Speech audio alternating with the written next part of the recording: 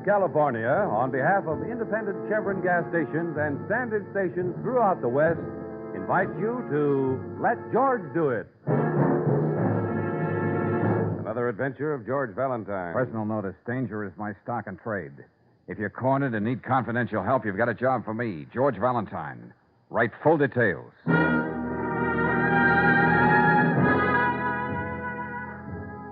Dear Mr. Valentine, I've loved a man now for many years, a hopeless love. Because, you see, I'm his wife's best friend. He says we must be together at all costs. And I know that would almost certainly mean her death. I couldn't build any kind of happiness on that. I have an answer, but I need your help to carry it out. I need your help to carry it out. Could you be at my apartment tomorrow morning? Signed, Joyce Dunning. Husband, wife, best friend. The time-worn triangle, Brooksy. Yes, but something new's been added, darling. Oh, you mean the oversensitive conscience? Mm-hmm. The superfluous member of the triangle doesn't, as a rule, get such consideration, especially from the rival female in the case. I wonder if Miss Dunning's reference to death could be a refined way of hinting at murder. Oh, some women have been known to just turn their backs and let mayhem happen. Oh, now you're being cynical, Angel. No, dear. I've just spent a lot of time in powder room. Oh. Well, anyway, our friend has her own answer, and I seem to fit into it. I hope that isn't a refined way of saying, welcome, sucker.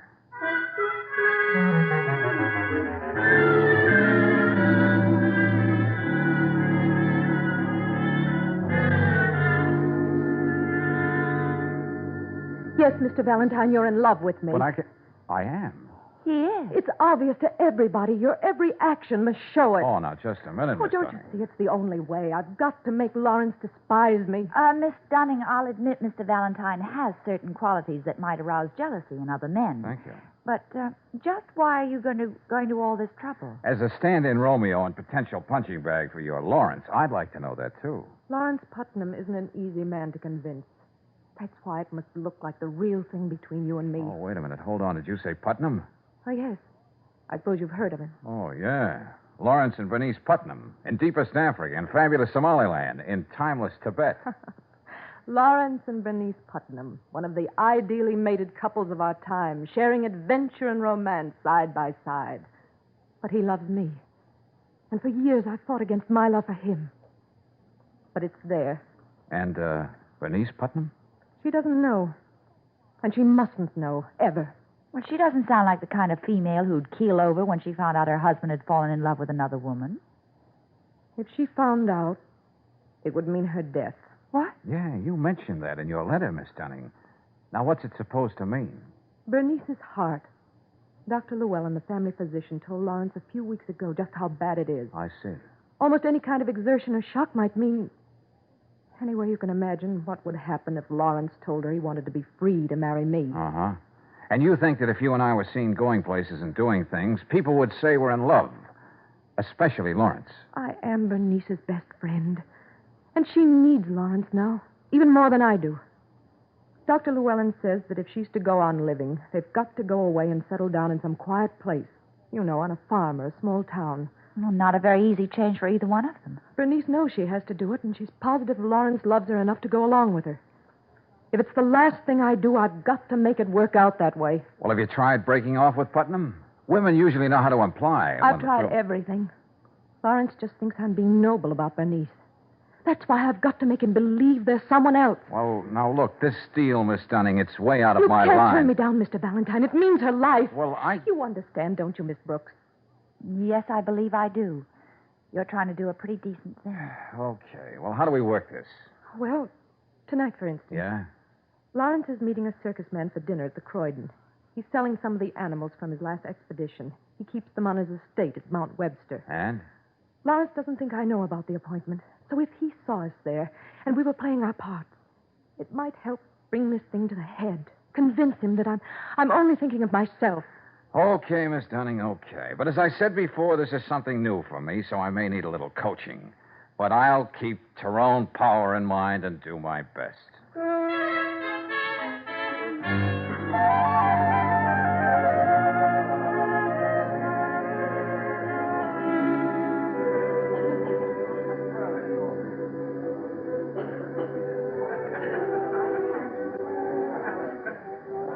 everybody else but Putnam seems to be noticing us. When Lawrence gets on the subject of that menagerie he has on his estate, he doesn't notice anything around him. Well, we're certainly playing the romantic couple to the hilt. Your tiny hand in mine, rapturous glances by candlelight. You know, all we need is a gypsy violinist at our table playing Zagonia. I never thought anything could hurt so much. Oh, I'm sorry, Joyce. Dr. Llewellyn told Lawrence he has to get Bernice away in a matter of days. This has to work. Oh, wait a minute. What? Don't look over, but I think he spotted us. Darling? Oh, George. We should at least pretend we're interested in all this lovely food. What'll the waiter think? Well, he's had a good look at you, hasn't he? Oh, I think he'll forgive me. You are beautiful tonight, Joyce. Oh, if I hadn't told you just a few minutes ago how much I loved you, I'd say it again. Why don't you, Joyce? What? Why, Lawrence, What does one say in a situation like this? What a coincidence, or fancy meeting you here? Joyce, darling, I don't believe I've had the pleasure.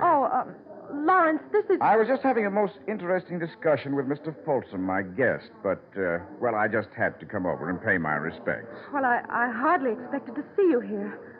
But, Lawrence, I did try to tell you before, in so many ways. Great animal man, Folsom. We were talking about living in the jungle, which isn't too unlike civilization. For instance, when you're on a safari, you have to trust whoever is with you, blindly, without reservation. Lawrence. A betrayal of trust is the one thing you can't tolerate. Your well-being, your comfort and happiness, your very survival depends on that rather primitive law. So you do something about it. Well, that's a rather grim conversation for such pleasant surroundings. Look, we'd like to ask you and your friend to join us, but, you understand. Perfectly. Good night, Joyce. Oh, but, Lawrence, Easy, Joyce, and hold that smile. Yes. Yes, you're right. Well, we put on a nice act, but I doubt if it's the old convincer. It's pretty obvious Putnam isn't letting it go at that.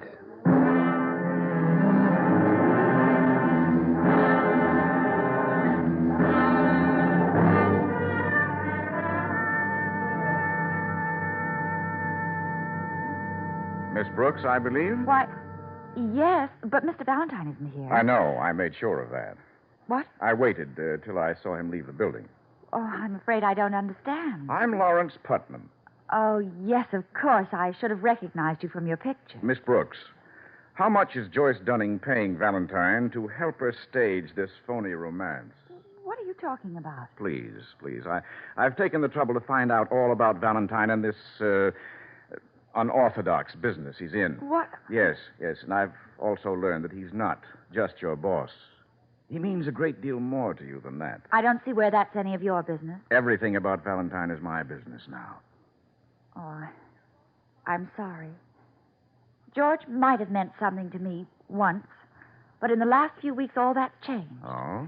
I don't know where he met Miss Dunning, but I know he hasn't been the same man since.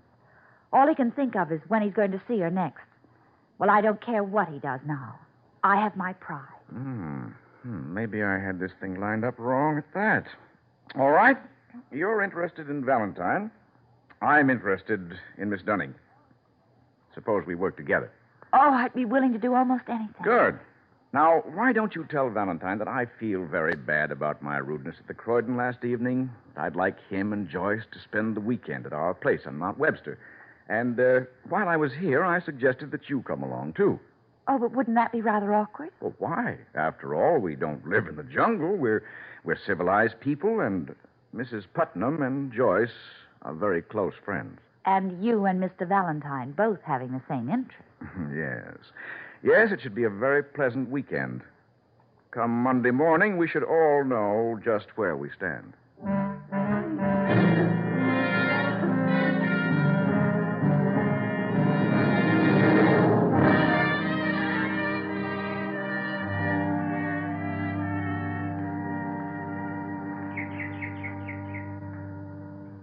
Bernice, are you sure it isn't too cold for you out here on the terrace? Oh, now, Joyce, you stop pampering me.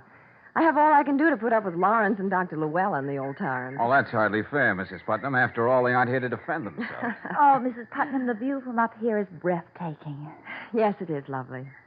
No matter what forsaken part of the world we might have been in, this was always home.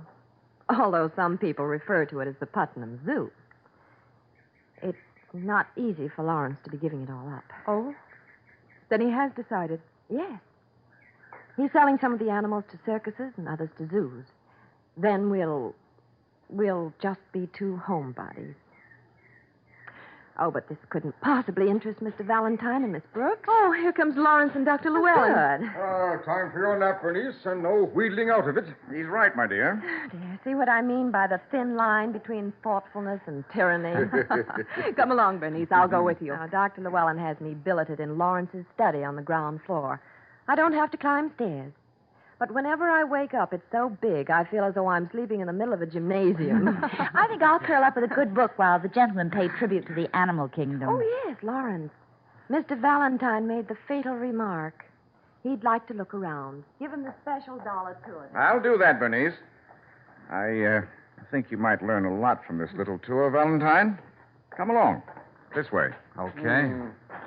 I could never understand anybody living in the middle of a zoological garden. Not only the infernal noise, but, the odors. Say, in that cage, what are those birds? Parakeets, Valentine. Probably the most beautiful ever brought into this country. Oh, this is nothing. On the other side of the hill, he actually has cheetahs, jaguars, and crocodiles. You don't say. Oh, here's something for you to see, Valentine. What's that? Here in this big cage, a bird that very few people know anything about. Wow. He's an ugly character. Looks like a buzzard or a vulture. Yes. The condor. The killer bird of the Andes. Oh, Juan. Si, senor. Open the cage, Juan. Tomorrow, maybe, senor. Tonight he has very bad temper. He looks harmless enough. Well, don't let appearances fool you. Those wings can spread more than 10 feet. The talons are larger than your hand. You know, I've seen how condors lie in wait for a pack train or a herd of cattle. They single one victim out, blind it with their claws, and go at it even before it's dead. Yes, they can eat 18 pounds of meat in one day. Good. The facts you don't learn in a movie travelogue, huh? Let me have that machete, one. Now, this is the only thing as sharp as his talons, Valentine. I made him learn to respect it. You must not go in tonight, Senor Putnam. Look here, Lawrence. I thought you were going to sell all these things and give up all this nonsense, Llewellyn, I'm not the invalid. Oh, yes, but... Perhaps you'd like to join me, Valentine.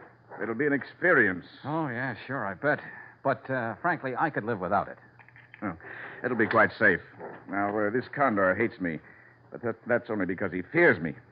You'll be safe, unless, of course, your taste runs to parakeets or canaries. Okay, Putnam, I'll play along. As long as you say it's safe. Well, I'll stay here, but really, Lawrence, you shouldn't mess around. Look at that condor, Valentine. Isn't it a beauty? He's beginning to spread his wings. You're up to something, aren't you, you beady-eyed monster? Watch him. He's coming at me. He is like the devil. He's coming at me. Lawrence, do Hey, something. Putnam, don't stand there. Putnam, wait! Get away from me. All right, get back. Get back. That's enough. I'd kill you if you weren't worth so much. Hurry, senores. Come out, quick. Are you all right, Lawrence? Yeah, he's all right. And I'm all right, too. Well, you were correct, Putnam. That was an experience. You know, a condor is a strange creature, Valentine. This is his cage, and he resents it when somebody threatens what he's claimed for his own. That was pretty obvious. And he doesn't know what it means to fight clean. You can understand that, can't you? Yes, Putnam, I can. And don't you worry. I'm not going to forget it.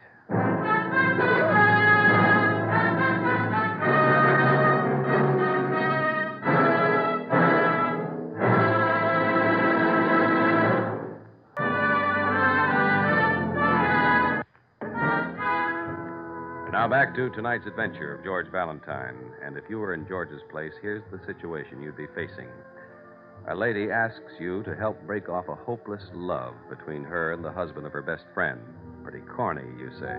But then she explains that the wife has a heart condition. The shock would most certainly kill her. So you pretend to be the man who supplanted the husband in your client's affections. But then there's a thinly veiled threat from the husband. He won't hesitate to kill you if you stand in his way. Still, being as stubborn a character as George Valentine, you play along even though you can't help asking certain questions, such as... Hey, Putnam, isn't this a lot of trouble to climb all the way to the summer house just for a cup of tea? Oh, it'll be worth it, Valentine. From the upper terrace, you can look down and see all the trophies of a lifetime. Birds and animals you've risked your life to find in every corner of the world. Oh, take it easy, Lawrence. It's a steep climb, and there's not that much of a hurry. Dr. Llewellyn, This has been my whole life. This one last look, before I give it all up, means a great deal to me. Are you all right, Bernice? Yes, dear, fine. Joyce and Miss Brooks said they'd have tea already when we get there. And Joyce promises a special surprise. Wonder what it could be. What's the matter with you people? Tea's getting cold. Yeah, we're coming, Brooksy. We set the table up right out here on the porch. Oh, it's beautiful, Joyce. And all these flowers. Why, this must be an occasion. It is. Please, Miss Brooks, will you help me serve? Of course. I feel like a romantic schoolgirl. But I know you've already guessed, Bernice. And the rest of you will find out anyway. Yes, Joyce? I'll never know how it really happened. Just what is it that makes two people suddenly realize they're in love, George? Oh, I suppose you just call it the sweet mystery of life or something like that. What I'm trying to say, everybody, is that George and I are engaged to be married. Lawrence. Just not used to such world-shaking announcements. Sorry. Let me be the first to congratulate you both. Well, thank you, Brooksy. I know how much you mean it. My best wishes, of course. Well, isn't it wonderful, Lawrence? Just the thing we've always wanted for Joyce. Yes. Lawrence, where are you going? What's the matter? Lawrence!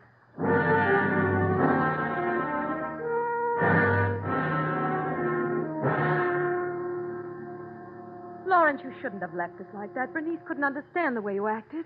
She's back at the house with Dr. Llewellyn. And you find me in the snake house, Joyce. Very appropriate. It seems I have a morbid fascination for things that crawl and are likely to strike without warning. Lawrence, don't. Look, Putnam, let's stop kidding each other. I know how you feel about Joyce. She told me. Really? But we love each other. That's the way it turned out. And there's nothing that can be done about it. That's right, Mr. Putnam. I'm a sort of casualty in this little drama, too. Please try to understand, Lawrence. Of course, dear. As long as I'm sure it's the real thing between you and Valentine, I'm sorry. Well, let's forget about it, huh? Oh, sure. But now you must really allow me to play the gracious host. What do you mean, Mr. Putnam? I'm going to show you my rarest prize. I think you ought to go and talk to Bernice. Bernice would want you to see it. The king cobra. We trapped it together in the Nepal just last year. Oh, how nice. The pale killer. That's what the natives called it. The color almost white. The only time you could hope to capture it was at night when there was no moon. He's over here in this cage. Come over and take a look at him. You'll never get another chance. They're coming for him first thing in the morning. You know, George, I could skip this. Well, he's playing some kind of a game, Brooksy. I've got to find out what it is. Lawrence, you've showed me that cobra before. You can tell the others about it. Why do we have to look at it tonight? Because it's the best time, my dear. Wait a minute. What's the matter? Why, he's not in there, or is he? Hey, Putnam, close that door. Why, he's not in there. Juan! Where are you? Oh, if he let them take him away tonight before I had a chance to see him, Well, we'll just have to go through life without seeing the pale killer. It's tough, but we'll have to bear up under it. Let's get back to the house, George. Yes, I'm worried about Bernice. Let's go. George! What is it? There! He's out of the cage, the cobra. Huh? He's coming toward us. Brooksy, out of the way. Run for the door. Do as I say, Brooksy. He's coming toward me. Now, get back, Joyce. He's raising up to strike. Oh, be careful. Look, stand behind me. I'll try to hold him off of this rake. It's a snap lock. I can't open the door. George, he struck your leg. I've got him pinned down. But he bit you. I saw him. Keep pounding on that door, Brooksy. Somebody's got to hear us. Get us out of here.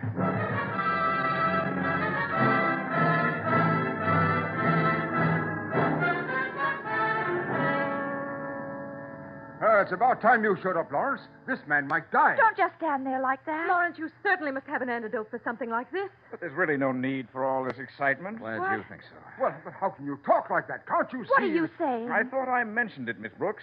We had the poison sacs of that cobra removed. Oh. He'd be much too deadly to have around otherwise. Well, I guess you could stop pampering me now and I can get up. Yes, I'm sorry about this, Valentine. I could have sworn the cage was empty. That cobra must have been coiled up in a dark corner. Uh-huh. I heard all the commotion in the snake house. When I looked in, I saw you, Valentine, get Miss Brooks out of danger and then go to Joyce's rescue. You saw all that? But why didn't you do something? Yes, Lawrence. As I said, I thought I told you the snake was harmless. I did open the door as quickly as I could. Yeah. Oh, thanks. you could have saved us all a lot of worry if you weren't more concerned about getting that cobra back in his cage. Well, it's all over now, Doctor, and the best thing for all of us would be to turn in. Oh, yes, Doctor. On the way to my room, shall I stop in and give Bernice those pills for her heart? I've done that, Lawrence. She's probably fast asleep. Oh, it's a good thing, too, considering all this excitement. Mr. Putnam, I suppose this little incident should make a chapter in the next book you write. Well, you may have something there, Valentine. It was quite an experience. The kind of experience we learn a lot from, whether we realize it or not.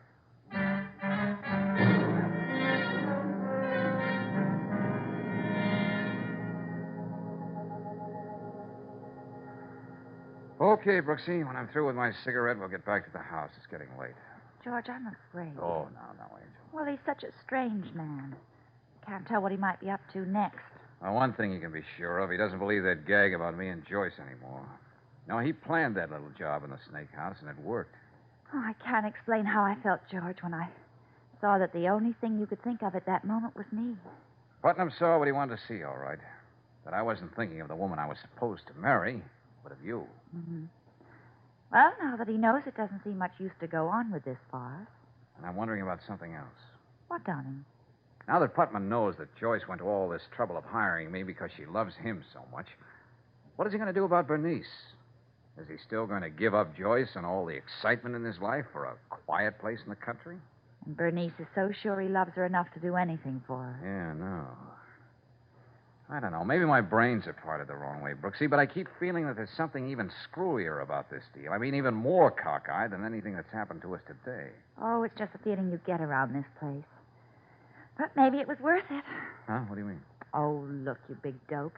What makes it so hard for you to say you love me? Much easier than pushing me out of the way of cobras. Oh, Angel, there are things you don't have to put into words.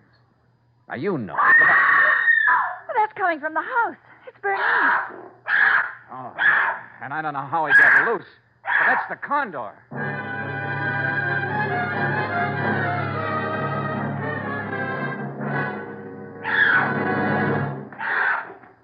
Lawrence, don't go so near him. Watch your eyes. I taught you to fear me.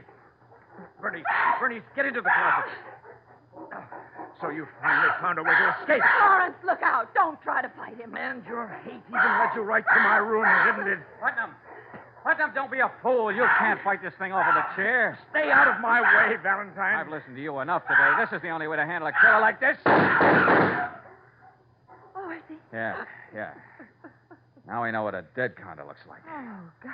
Look, go on over and take care of Bernice. Yes, George. I'll get Dr. Llewellyn the shot. What in heaven's name is... Yes, what happened? Fortunately, nothing, Joyce. That bird never had the chance to touch him. Dr. Llewellyn. George. Lawrence, on the floor like that. Huh? Oh, Lawrence. Oh, my God. But I told you the bird never got to him. Bernice, Lawrence is dead. What's that? No. He was trying to save me. But how, Dr. Llewellyn? Why? I guess all our deception didn't work, Bernice. Deception? What do you mean, Doctor? We knew Lawrence would never give up the kind of life he wanted and needed, not for himself. He would do it for Bernice. Dr. Llewellyn. Yes, you see, it was Lawrence whose heart was so bad.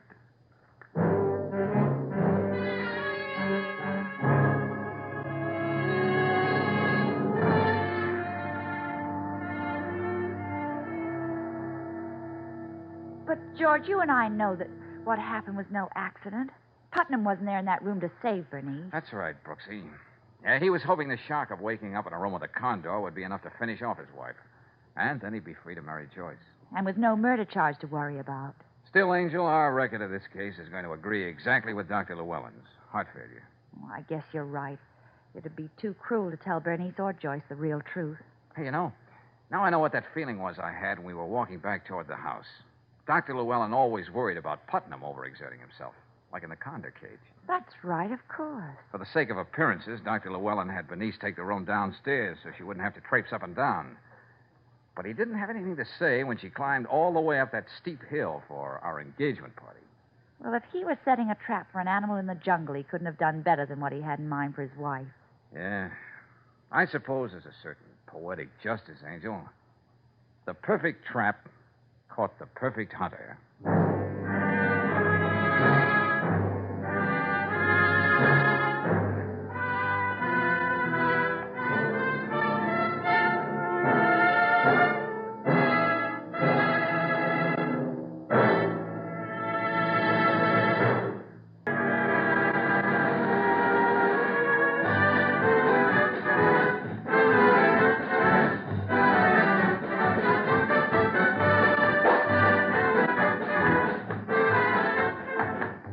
Tonight's adventure of George Valentine has been brought to you by Standard of California on behalf of independent Chevron gas stations and Standard stations throughout the West. Let George Do It stars Robert Bailey as George with Frances Robinson as Claire. Tonight's story was written by David Victor and Herbert Little, Jr. and directed by Don Clark. Also heard in the cast were Gene Bates as Joyce Dunning, Ted Van Elst as Lawrence Putnam, Dorothy Lovett as Bernice Putnam, Herbert Rawlinson as Dr. Llewellyn, and Don Diamond as Juan. The music is composed and conducted by Eddie Dunstetter. Your announcer, John Heaston. Listen again next week, same time, same station, to Let George Do It.